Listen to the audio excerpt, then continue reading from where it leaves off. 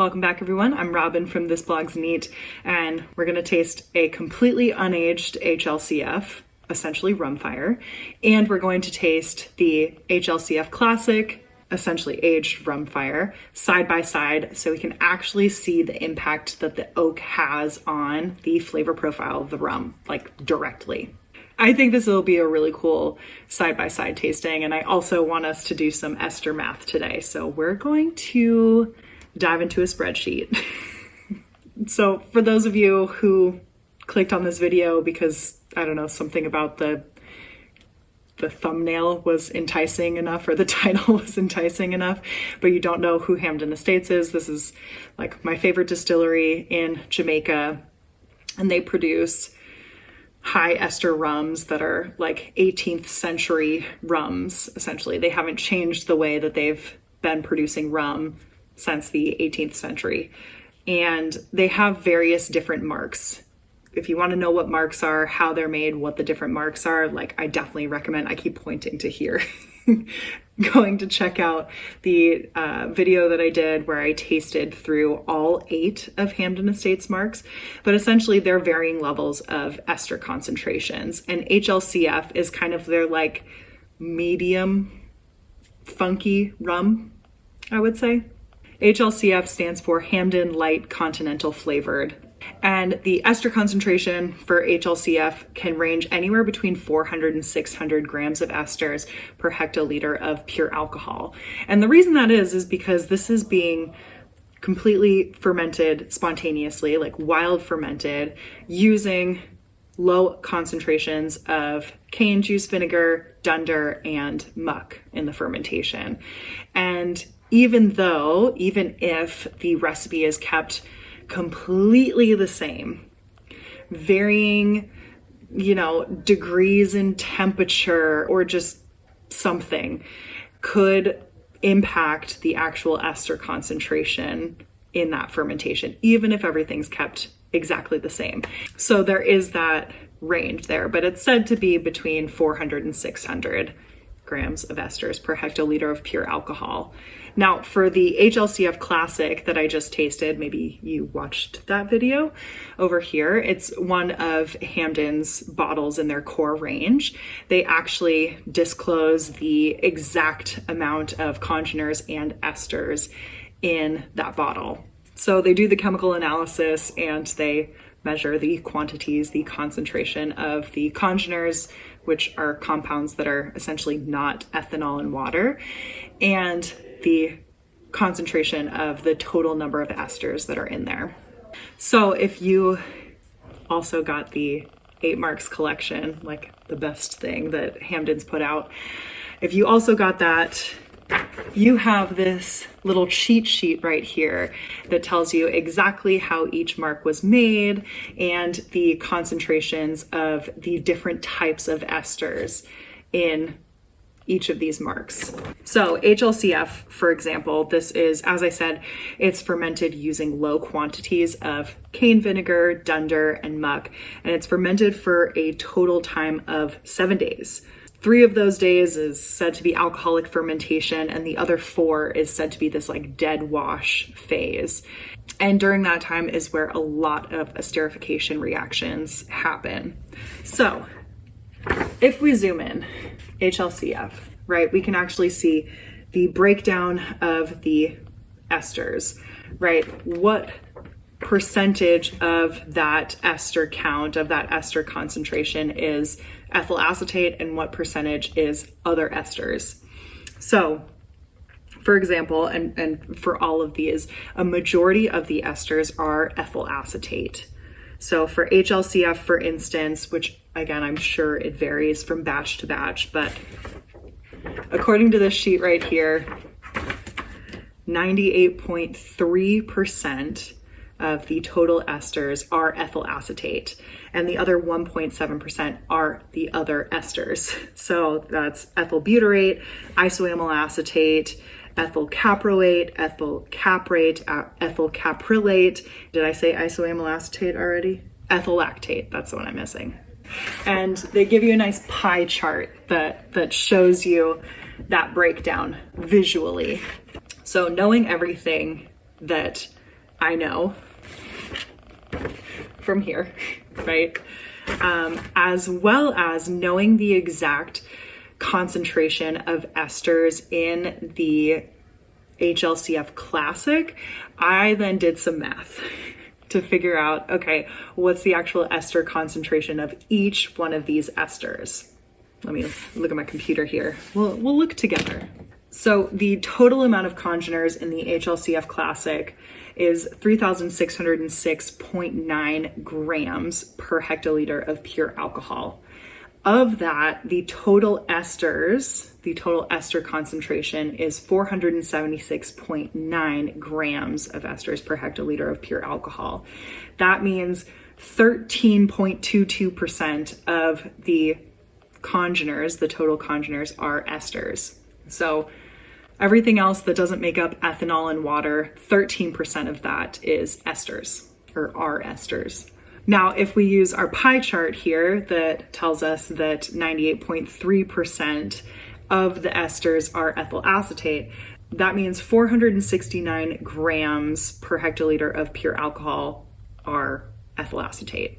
And the amount that are esters that are non-ethyl acetate esters is 1.7%, which means that's 8 grams per hectoliter of pure alcohol. Now, I took the pie chart that they provided, which doesn't have percentage breakdowns of the ethyl butyrate, isoamyl acetate, etc. And I measured the circumference percentage of each one of these, and that's how I figured out the percentage. So based on this pie chart, we're now able to figure out exactly how many grams per hectoliter of pure alcohol are ethyl butyrate, lactate, caproate, etc. So let's do it. Of those 8.1 grams per hectoliter of pure alcohol that are other esters, 3 of those are ethyl butyrate, 2 are ethyl lactate, 1.3 is ethyl caproate or ethyl hexanoate, 0.84 is ethyl caprate or ethyl decanoate, 0.47 is ethyl caprolate or octanoate, and 0.42 is isoamyl acetate. So let's figure out the percentage of the total congeners, what percentage of the total congeners those esters make up. Like I said, of the total congeners, there's 13.2% are esters. 13% of those total congeners are ethyl acetate. And that means 0.22% are the other esters, are the non-ethyl acetate esters. So 0.08% of the total congeners are ethyl butyrate, 0.06% are ethyl lactate, 0.04% is ethyl caproate or ethyl hexanoate, 0.02% is ethyl caprate or ethyl decanoate, and 0.01% is ethyl caprolate or ethyl octanoate, and 0.01% is isoamyl acetate. I wanted to do this exercise. I wanted to do this math. I wanted to show this math to you just so you kind of get like a sense of how such small quantities of these esters are dramatically impacting the flavor profile. So like little variations in this 0.22% of the congeners will impact the flavor profile that you get. I just think that's so cool. Maybe it's just me. Keep this in mind too, because as I said, HLCF as a mark is going to have variations between each batch. And so that means like this glass versus this glass is not really comparing, you know, like if this were the white spirit that actually went into the casks, then that would be a direct comparison.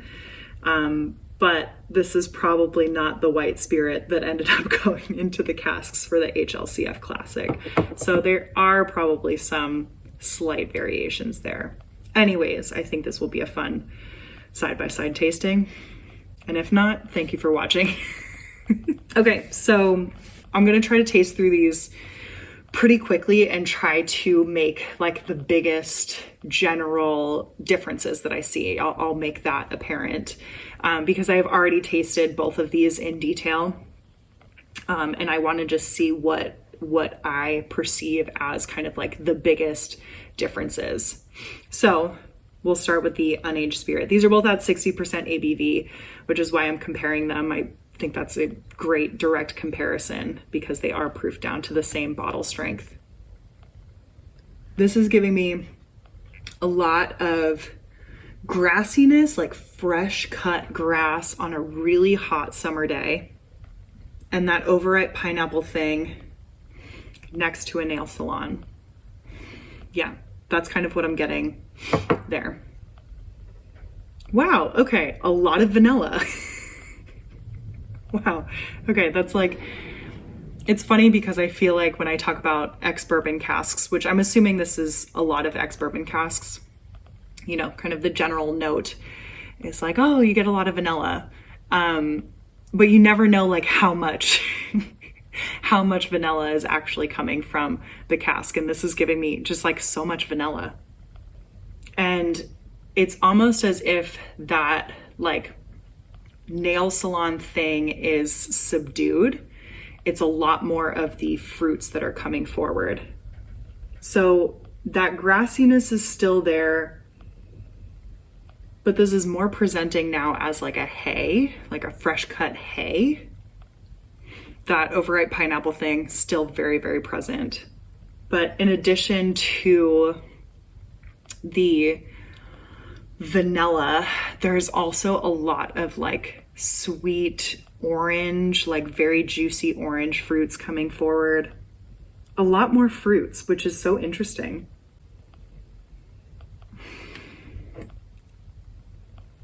Also, there's like significantly less heat on the nose.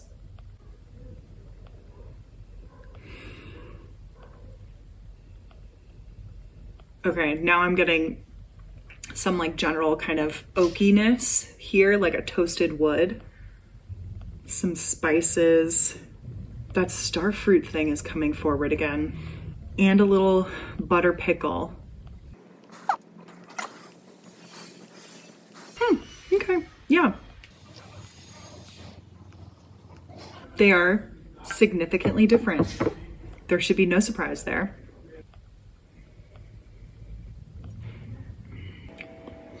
That pineapple, the overripe pineapple, almost like fermenting pineapple. There's some heat on the palate, but there's also some earthiness. There's almost like a coconut spray thing going on, like a coconut mist. And that grassiness is present.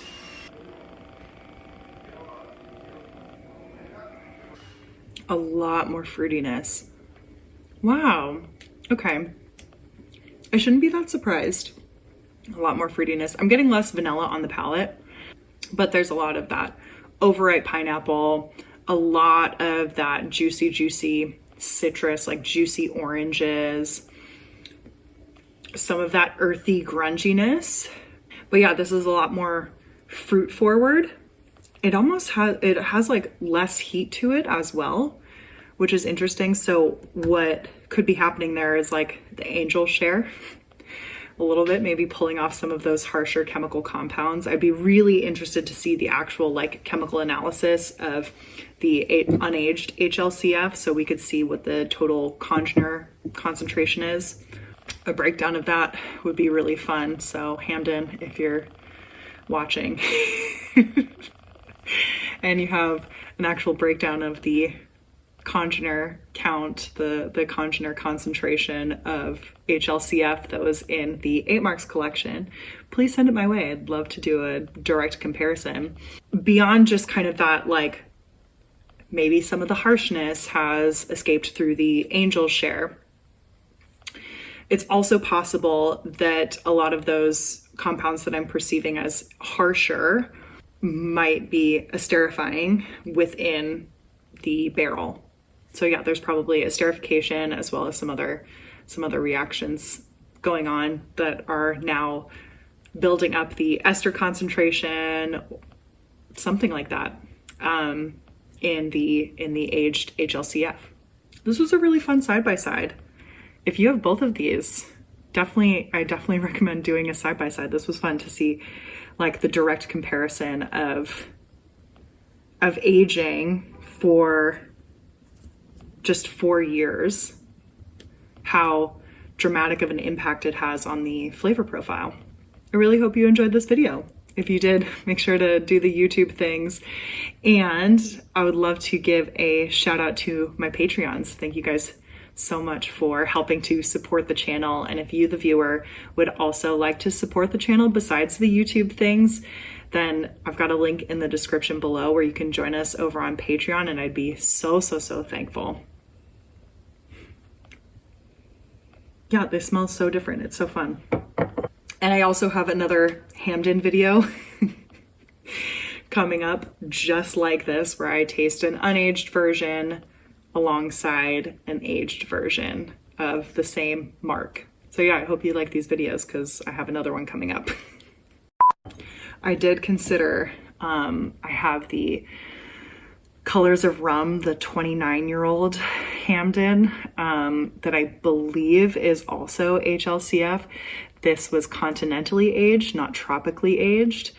I did toy with also putting that in this lineup, but because it's at 58.1% instead of 60%, I thought it's not quite a direct comparison.